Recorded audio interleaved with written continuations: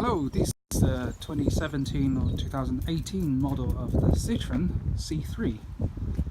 Let's have a quick look around, and it's quite a good looking car. They spend a lot of time in the design, making a lot of rectangular shapes, even including the roof of the car. And it doesn't matter which angle you look at it, there's going to be quite detailed, like I said, rectangular features of the car.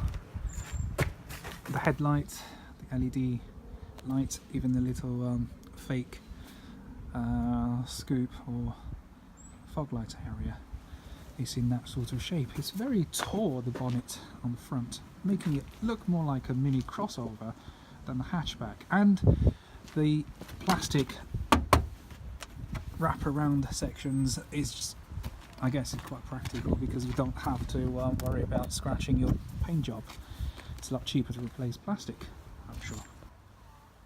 Now I do think the details of the interior is quite interesting as well. You get the door handle, not in the boring type of plastic one, but looks like a leather suitcase or something. Again, this theme goes on throughout the car. Look, the door lock area, the vent here has got two-tone plastic, and the steering wheel again, sorry it's not straight, but lots of rectangular shapes throughout the car. Very smart and simple. Goes all the way across to the passenger side. I don't understand why, when Citroën designed the car to look so good, but they can't be bothered to sort the glove box out. Who is going to find this useful? You can't even put a manual in there in the car, and it's just a waste of space, isn't it? Looking at. Secondly, let's look at the cup holders.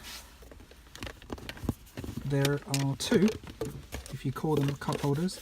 I mean, I'm just about to fit a 5ml bottle in there.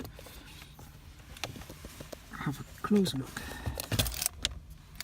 There are two recessed areas and a bit of a cubby storage here, but you can't put a lot of things in there, look.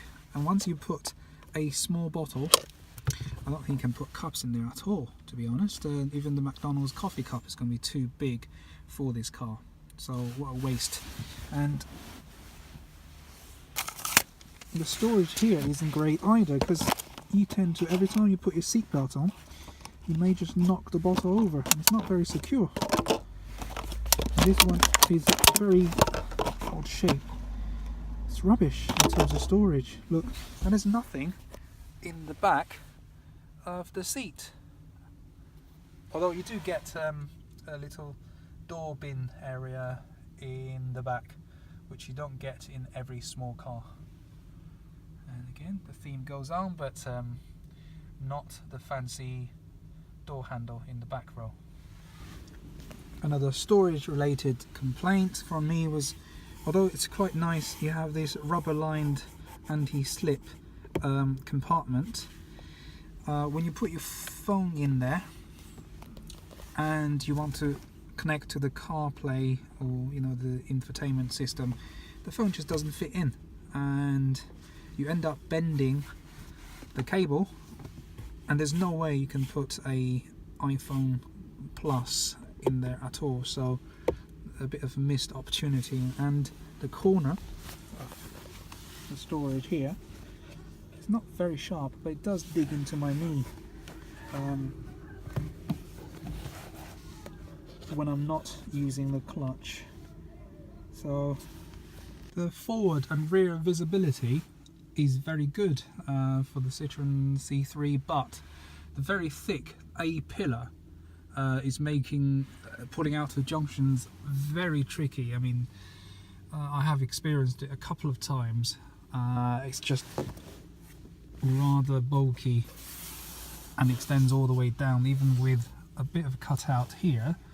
You still have a large section of the A-pillar that's in your way, but the side mirrors and the center mirrors, they do work pretty well. All 4 windows are one-touch operation. However, the back ones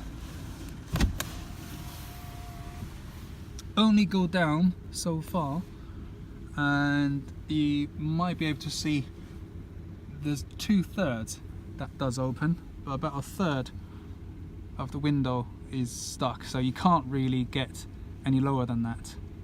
A bit of despite the rather flat looking seat, they are very quite comfortable. It's fabric covered, and it's not lacking, you know, side support when you're driving around. However, if you notice here, I am being picky, I know, it's not really finished off properly. You've got flaps on either side, and when you sit on it, it just looks rather untidy.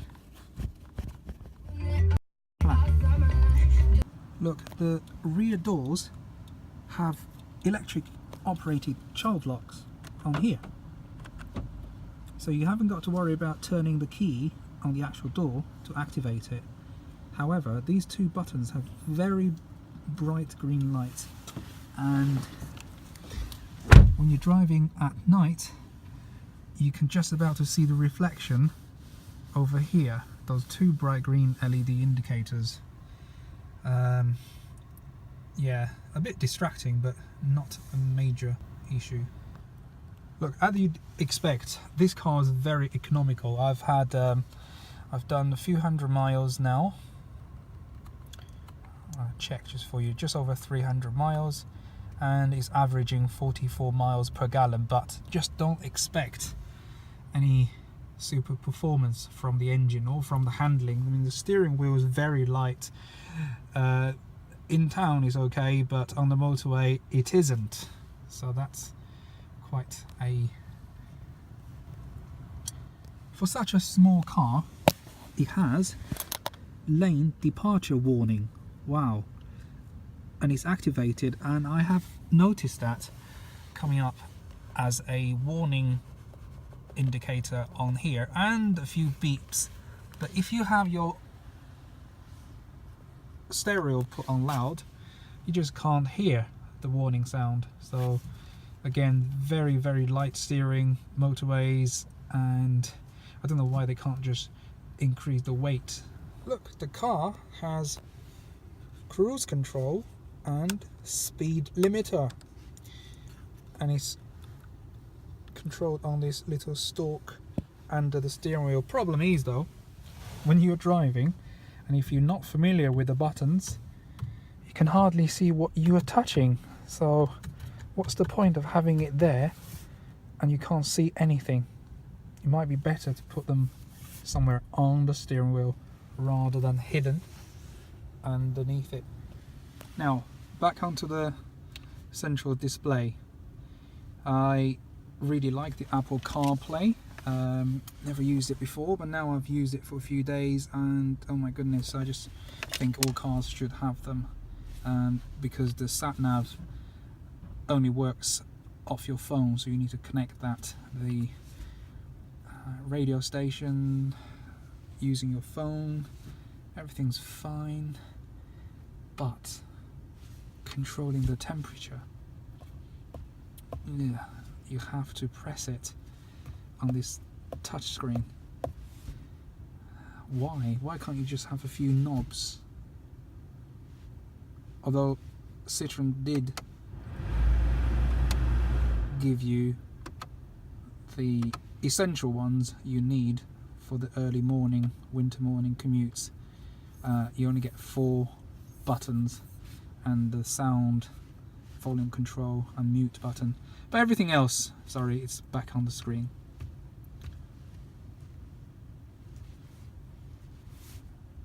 That's it. Now the dashboard is very clear, and it shows you the speed you're traveling in the center, and it's very easy to read out. Same with the trip computer, so again very easy to do. But Citroen's given you like multiple buttons. You can use this dial, the wheel here, or you can use the button at the end of the wipers to control that, but you can only go one direction. And the same with the voice activation, so you can press that to activate Siri on your phone, or you can press the one on here. I don't know why they're duplicating these features, and sometimes if you're a tall guy, you may not be able to see part of the speed display, so I think you should just have one digital display and totally get rid of the analog. You know, if you're going 30 or 50 miles an hour, you just can't see that part. This car has got to be the lightest in terms of internal locks, so you can open it with a little finger. Some beeping here. Remove the key from ignition. Smart. Right, sorry, the car does have hill start, hill hold, whatever you call the system, but the clutch, the travel is so big. Basically 80% of the travel doesn't do anything but leaving you the top 20%, so you know, you need to get used to it, I guess. You'd be revving the engine really high and the car's not going anywhere, and then it suddenly surges because the biting point is very high. Didn't realise there's a storage here, but because it's scratchy, I think it's going to make lots of noises if you put anything in there. And the mirrors are electric. For a small car like this, you get 3 Isofix fitted seats, and the front passenger seat has got this hidden zip, and you can fit your Isofix base or your seat in here, which is quite neat, but as long as the zip doesn't dig into your backside when you're sitting on it. They are very easy to accommodate an Isofix seat, but the back ones, they are awful. There's just no way you could have done it without spending a rather long time and a lot of cursing and swearing, because they've put the metal bars or the fitting thing rather back, and there's lots of padding, so can't really do it very easily at all. So here's the boot of the Citroën C3. It's about the same size as a Ford Fiesta or a VW Polo, and again that rectangular design goes even in the boot as well. Right, another feature to show you is the fuel cap.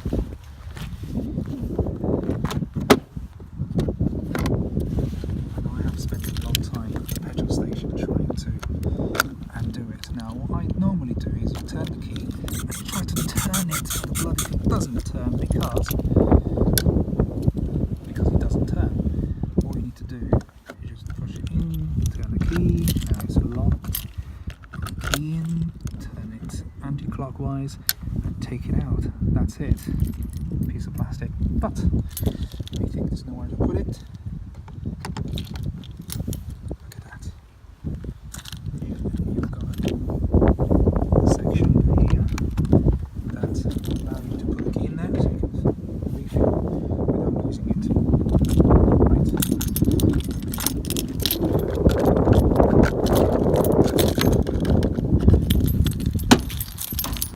Right, you can control the light of the car using the remote fob, which is great in the dark. You're trying to locate your car, but you can't lower or raise the car windows using the key remotely. So this is my quick video to show you what is it like to live with a Citroën C3 for a week, and its quirky design and lovely little features, and maybe something that's a little bit annoying.